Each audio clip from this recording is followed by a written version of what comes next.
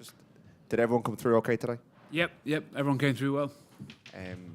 From a defensive point of view, what have you seen in the way Tonga play? What challenge will they pose to you tomorrow night? Well, they've got some of the best sort of open field runners in world rugby. They've got guys in the forward pack that can mix it. They can offload. We've seen them in the URC over the last couple of seasons. A couple of players that play in Wales. And then the backline, obviously, they've got attacking threats throughout their backline. So it's a real challenge for us defensively. It's one that we're probably ready for after the Romania game. We didn't have to get through that much work without the ball. But it's going to be another big step up from the challenge that Romania threw at us. Hugo, Charles Piatow named at 15. He's got a special highlight reel. What do you expect from him on that backline? Yeah, he's a serious player, isn't he? He's a real danger threat for them, and he's shown it for years now.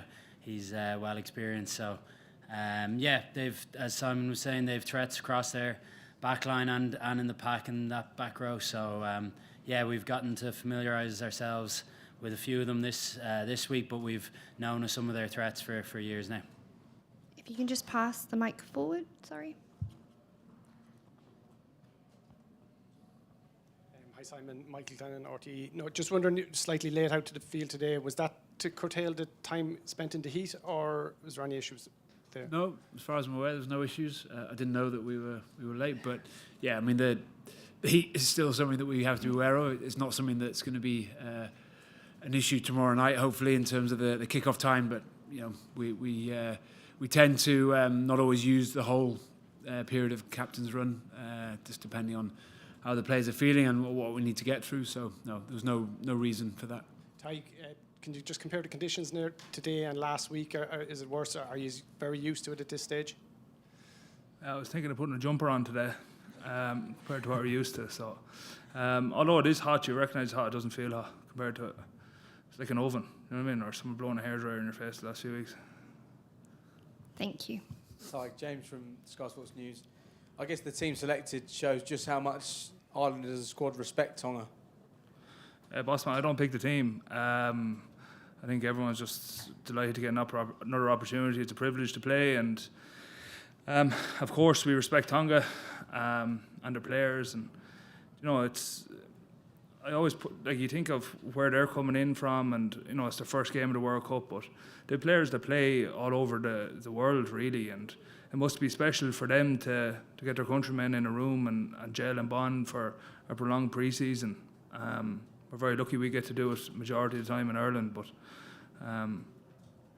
it's a special tournament for them, and to spend it with their countrymen for a long time. So of course we respect them.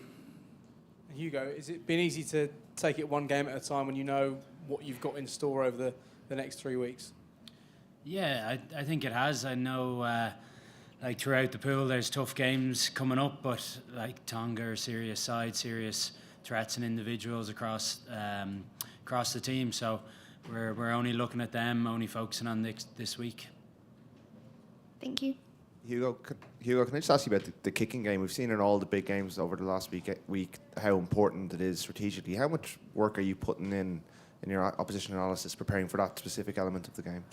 Yeah, it's already been a huge part, hasn't it? I think from the very first game, that France-New Zealand side, they set the standard with it. Yeah, it's something I suppose I've been working on individually over the last year or two, but we've been working on it as a team collectively over the last couple of weeks and months, just because it is such a big area of the game, and introducing that 50-22 rules probably brought it to another level, and it's going to be an important factor over the next couple of weeks.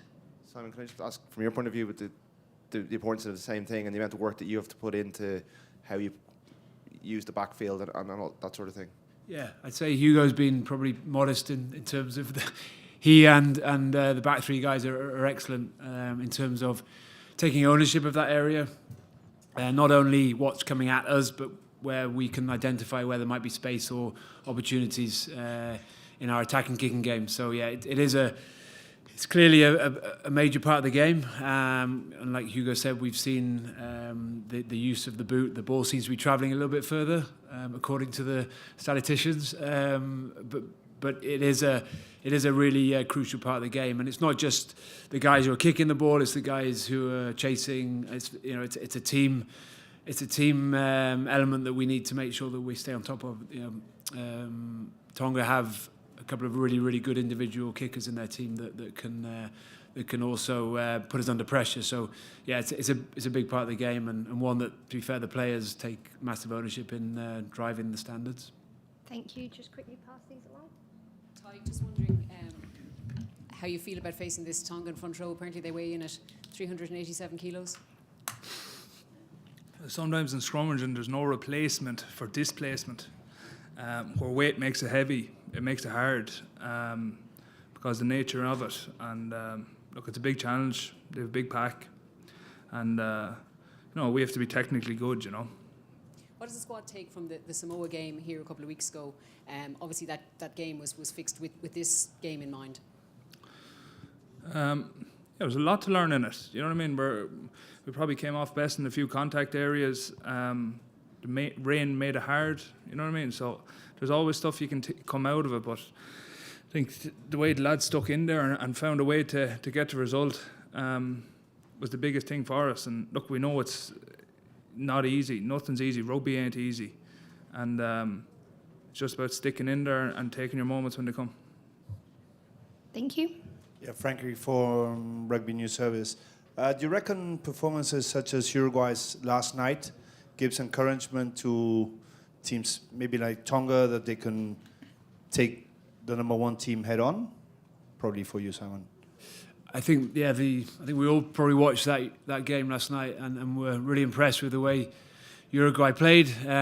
They didn't give France a moment to settle into the game and get into their rhythm, and they played some really good attacking rugby themselves. So yeah, listen, we know, like Tadhg said, these teams have limited time together outside of World Cup cycles, and then in World Cup cycle they get that 10-12 week period together, and they become real quality outfits. And it's other times of the 4 year cycle they probably get by virtue of the way that things are, they get little time together and they don't have that time to gel. But we know that the likes of Uruguay and other teams in those positions become stronger and stronger in this period, and we're expecting a similar type of game tomorrow night in terms of the way Tonga want to play. They attack well, but they'll certainly want to come and hit and put us off our rhythm.